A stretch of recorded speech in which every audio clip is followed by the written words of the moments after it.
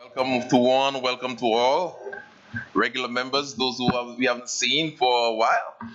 I will not call your name, but welcome anyway.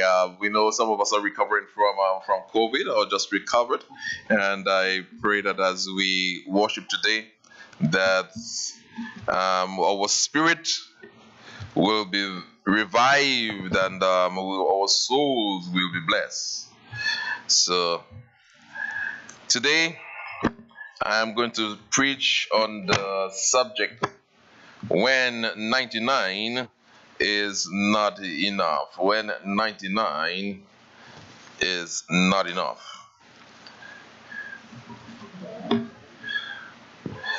But when I was growing up, and there was this very familiar song that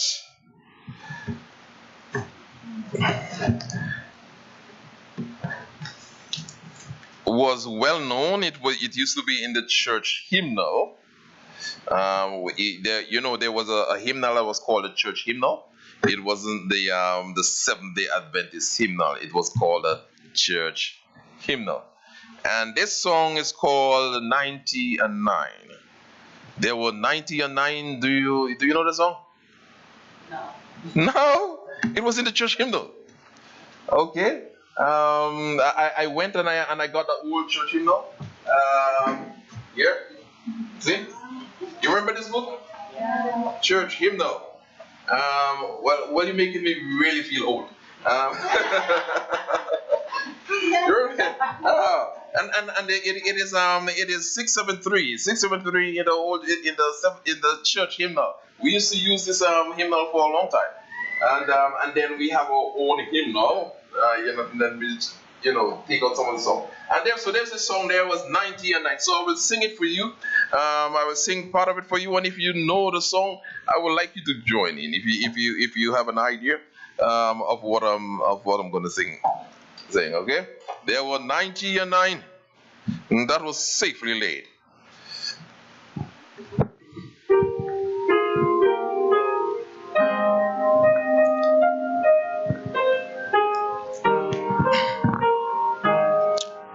There were 90 and 9 that was safely laid in the shelter of the fold, but one was out on the hill far away, far off the gates of gold. Away on the mountains, wild and bare, away from the tender shepherd's care, away from the tender shepherd's care. Lord, thou hast here thy 90 and 9. Are they not enough for thee? But the shepherd made answer, one of mine has wandered away from me. And although the road be rough and steep, I'll go to the desert to find my sheep. I'll go to the desert to find my sheep. But none of the ransom ever knew how deep were the waters crossed. Now how dark was the night that the Lord passed through, yet to find his sheep that was lost. Far out in the desert he heard its cry, fainting and helpless and ready to die. Fainting and helpless and ready to die. Lord, whence these blood drops rolled away? that mark out the mountain's track. They shared for one who had gone astray, and a shepherd could bring him back. Lord, why are thy hand so rent and torn? They pierce tonight for many a taunts. They are pierced tonight by many a taunts. But all to the mountain stand remain, and up from the rocky steep there rose a cry to the gates of heaven, rejoice, I have found my sheep. And the angels sang around the throne, rejoice, for the Lord brings back his own. Rejoice, for the Lord brings back his own. This song is a very beautiful song. It's a song that expresses the sentiments, or it was based on our scripture reading. Luke chapter 15, 3 to 7. There were 90 and 9. The message that I want to bring to each one of us today, that we are also shepherds. I am a shepherd, and Jesus says that I am the good shepherd. And when someone says that he is the good shepherd, there has to it implies that they are also bad shepherds. So I could be a bad shepherd or a good shepherd. And this song expresses the good shepherd's thoughts. There were 90 and 9 that was safely lay in the shelter of the fold, but one was lost on the hill far away, far, far from the gates of gold, away on the mountains, wild and bare, away from the tender's shepherd's care, away from the tender's shepherd's tear. When 99 is not enough, you will never hear somebody say, I want to live to be 99. No, you won't hear that.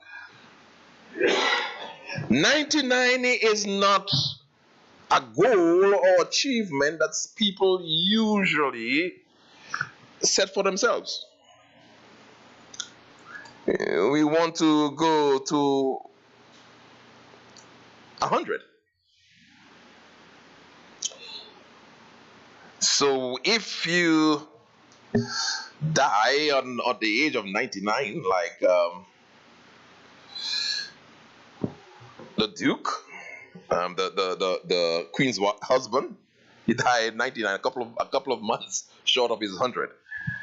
All right, you say that he missed it.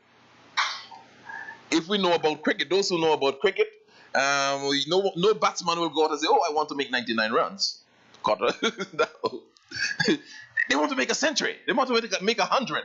They want to have the full amount. 100. It's a target. It's a goal. If we go to 7-Eleven or some stores and the items that we want, the item that we want to buy costs $100, and you only have $99. 99 is not enough.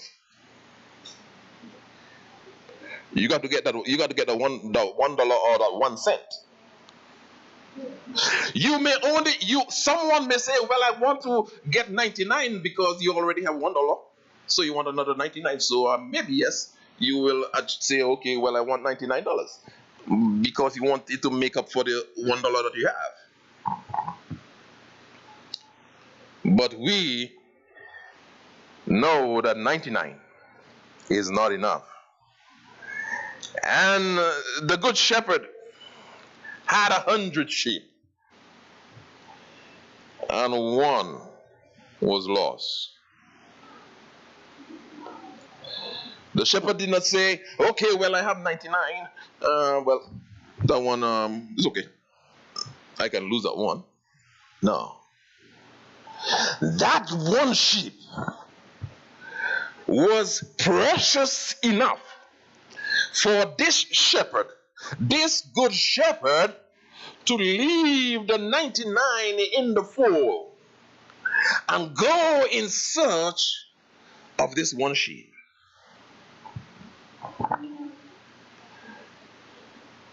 Is this one sheep you? If so, the Lord is after you. Last week, I preached on the subject, how deep is your love?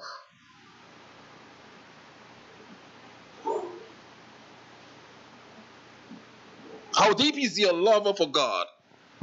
How important is your relationship for God? Jeremiah 31:3 tells us, the Lord had appeared unto me, saying, the Lord appeared of old unto me, saying, yea, I have loved thee with an everlasting love, and therefore with loving kindness have I drawn thee. When I was growing up, we used to sing this song, wide, wide as the ocean. Do you know the song? High as the heavens above, deep, deep as the deepest sea is my Savior's love. I, though so unworthy, still am a child of his care. For his word teaches me that his love reaches me everywhere. You know that song? Yes. It goes like this. Wide, wide as the ocean, high as the heaven above, deep, deep as the deepest sea is my Savior's love. I, though so unworthy, still am a child of his care. For his word teaches me that his love reaches me everywhere. Yes. So, God's love is deep. God's love is high. God's love is wide. You know, sometimes when we know that someone loves us dearly, we sometimes take that love for granted. But the question remains, how deep is your love? 99 has another aspect to it. It is called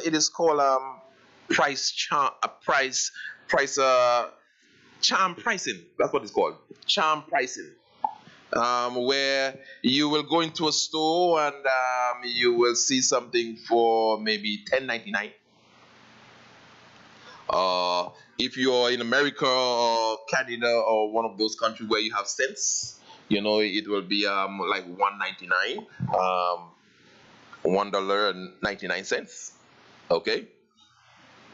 But they're saying that the psychology behind it is that our brain, our left brain function, our number brain function on the left brain basis. And so when we see a number in the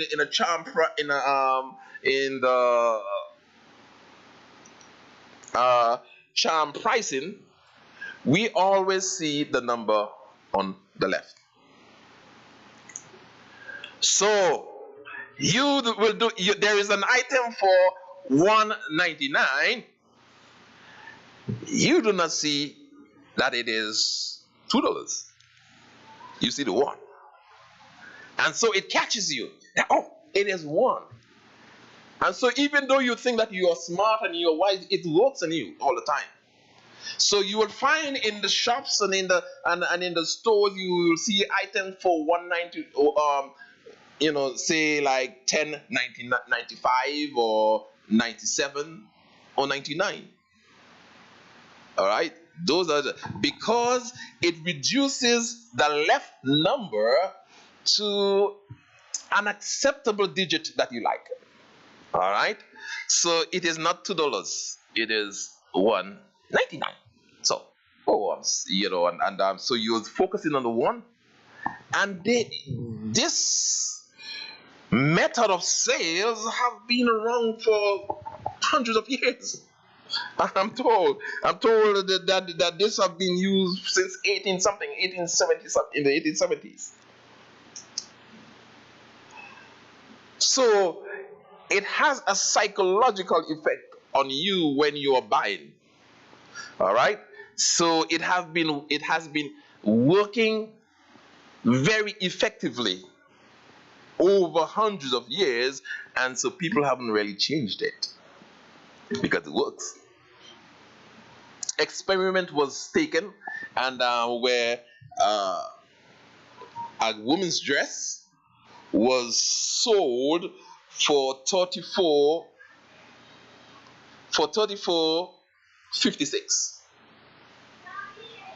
and then the same dress in the same store was placed at 36.99. And guess which one was made more sales? Guess what made more sales? The one with 35.99 made more sales than the one that was cheaper, 34.60 something. All right. So 99 could have a positive effect for business people. So business people who are selling something and want to get you to buy this 99 or 97 or 95 works effectively because it reduces the left digit by 1. All right. So it is called charm pricing. So the next time you go to a store and you reach out for something for $10.99, know that it is $11. Okay, it is $11. All right, so you recover, but you're gonna get $1 back. And but the thing is, we are gravitated towards a reduced price.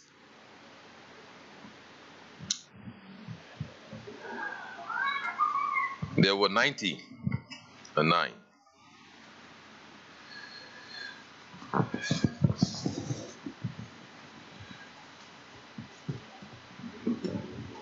The Lord, as I told you, left heaven. He left the splendor of heaven.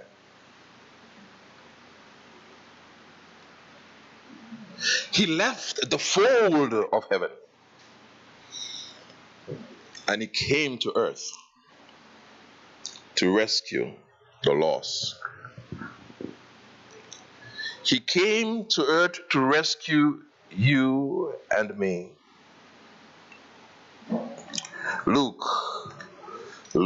chapter 15.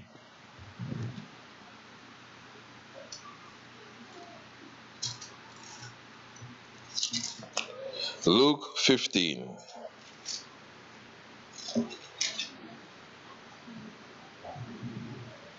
One to 4. Then all the tax collectors and sinners drew near to him to hear him. And the Pharisees and scribes complained, saying, "This man receives sinners and eats with them." So he spake a parable unto them, saying, What man of you, having 100 sheep, if he loses one of them, does not leave the 99 in the wilderness, and go after the one which is lost until he finds it? And when he has found it, he lays it on his shoulder, rejoicing. And when he comes home, he calls together his friends and neighbors, saying to them, Rejoice with me. I have found my sheep which was lost. Verse 7, it said, And likewise I say unto you, there will be more rejoicing in heaven over one sinner who repents than 99 just person who needs no repentance. Jesus was telling the scribes and the Pharisees that there are celebrations in heaven just for one sinner that comes to him. You are precious. You are important in the eyes of God. He came to die for you.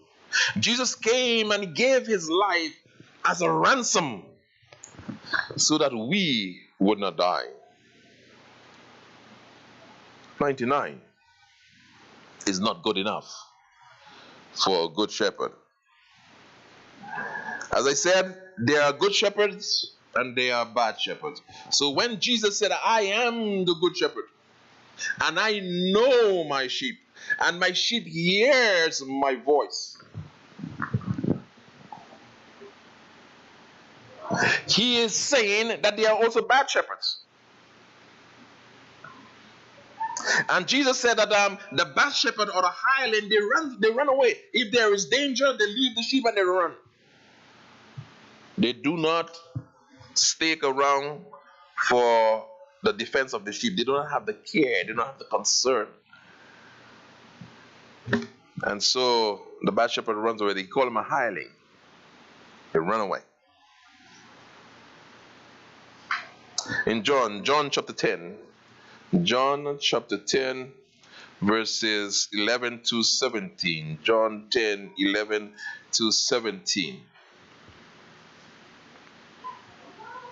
Jesus said, I am the good shepherd. The good shepherd gave his life for his sheep. But a hireling, he who is not the shepherd, one who does not own the sheep, sees a wolf coming and leaves the sheep and flees. And the wolf catches the sheep and scatters them. The hireling flees because he is a hireling. He does not care about the sheep. I am the good shepherd, and I know my sheep. And I am the good shepherd, and I know my sheep, and I'm known by my own. The good shepherd knows his sheep. The sheep know his shepherd. Their shepherd.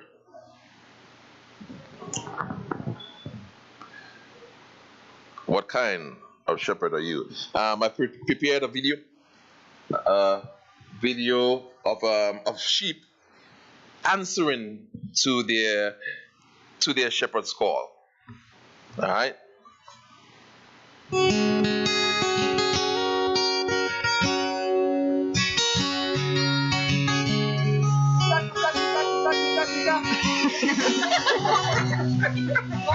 One more time.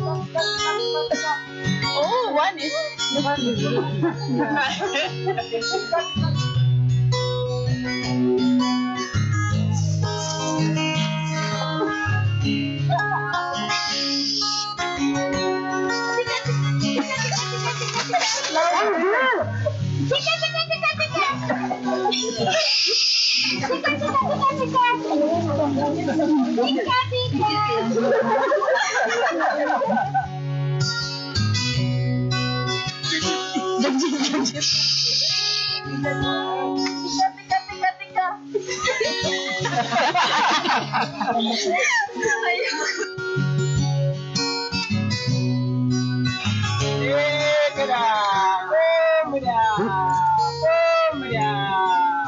Look at them, look at them. Isn't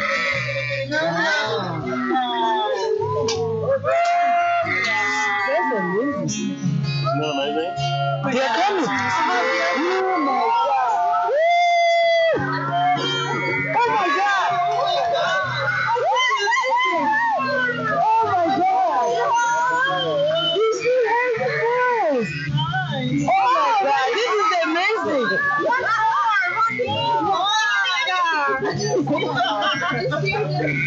Yeah, Eunice made him go away. Oh my God. Was that cool or what? Oh my God. You'll never have the same again. Oh my God.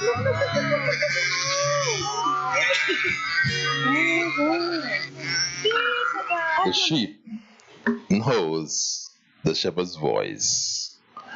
Jesus says, I am the good shepherd. And the good shepherd gave his life for his sheep.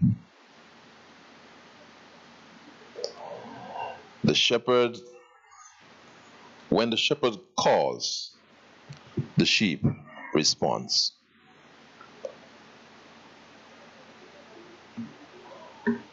Because they know their shepherd's voice. Others tried to call the sheep. Others tried to call the sheep. But the sheep is not paying attention. Who's that? They completely ignore the voice of the three other folks who tried to call them. But as soon as the shepherd opened his mouth, the sheep looked up. They paid attention and they began to respond to the shepherd's voice. Do you hear the shepherd calling you? Do you hear Jesus, the loving shepherd, calling you now to come into his fold of safety where there is rest and room? Jesus is calling us to rest. He said, come unto me, all you who are weak and are heavy laden, and I will give you rest. Jesus cannot give you rest if you do not come. He said, come and I'll give you rest. If you do not come, you cannot get rest. Do not expect God to give you rest when you do not come. Come unto me and I will give you rest. In John chapter 21 and verse 15 to 17, John 21, 15 to 17, Jesus speaking to Peter at the beach. After Peter had left and said, well, I'm going back fishing, Jesus met them on the beach, and Jesus called out to Peter, Peter, son of Jonas, lovest thou me more than these? Verse 15. And he said to him, yes, Lord, you know that I love you. He said to him, feed my lambs, or feed my sheep. And he said unto him again a second time, Simon, son of Jonah, do you love me? And he said to him, yes, Lord, you know that I love you. And he said unto him, feed my sheep. And he said unto him a third time, Simon, son of Jonah, do you love me? And Peter was grieved because he said unto him a third time, do you love me? And he said to him, Lord, you know all things. You know that I love you. And Jesus said unto him, feed my sheep. The Lord is calling upon me. It is calling upon you to feed those who are hungry. We are all his disciples. We are all called for service. We are all asked to come. Come unto me, Jesus says. All you who are weak and are heavy laden, and I will give you rest. Jesus bade each one of us to come. There's a song that that comes to my mind. I do not know if it's in the book. I will search for it now. But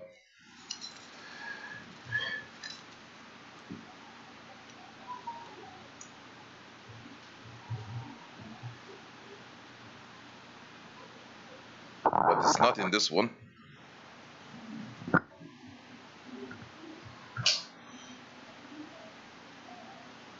Let me see if it's in the old. It's in the old. It's supposed to be in the old hymn. And it's entitled Jesus, the Loving Shepherd.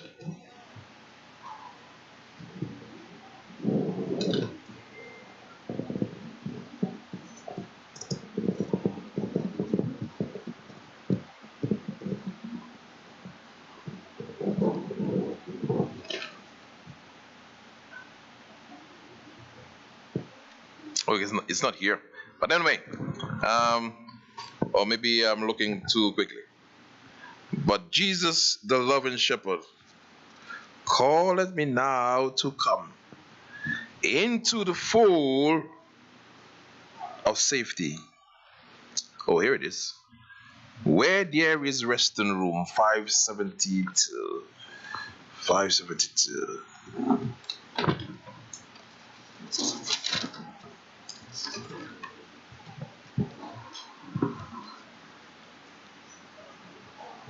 Come in the strength of manhood. Come in the morn of youth. Enter the fold of safety. Enter the way of truth. Jesus, the loving shepherd, gave his dear life for thee. Tenderly now he is calling, wanderer, come unto me. Haste, for without its danger, come cries the shepherd's bless. Enter the fold of safety. Enter the place of rest. Linger is but a folly. Wolves are abroad today, seeking the sheep now straying, seeking the lamb to slay. Jesus, the loving shepherd, calleth thee now to come into the fold of safety, where there is rest and room. Jesus does not require or does not have pleasure in anyone losing their eternal salvation. He bids us to come. I hope and pray, church, that your response, that my response, will be one of, yes, Lord, I come.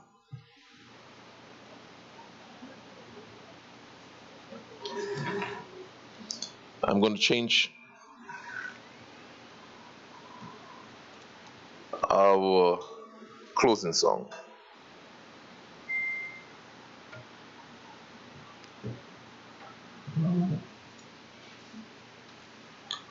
Okay, our closing song will be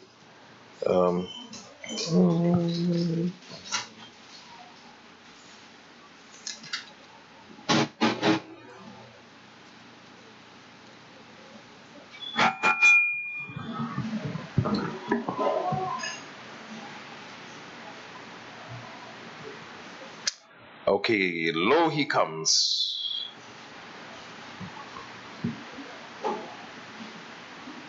Let us watch and be ready. He will come. He come, let us watch and be ready.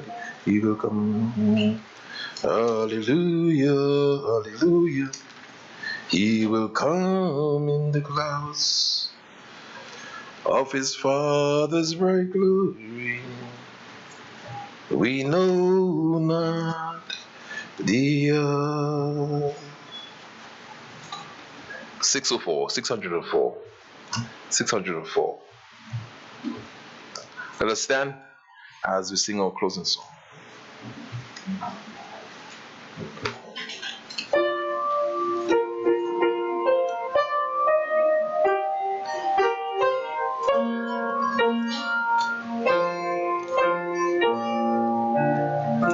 We know not the hour of the Master's appearing, with signs of foretell that the moment is nearing, when he shall return.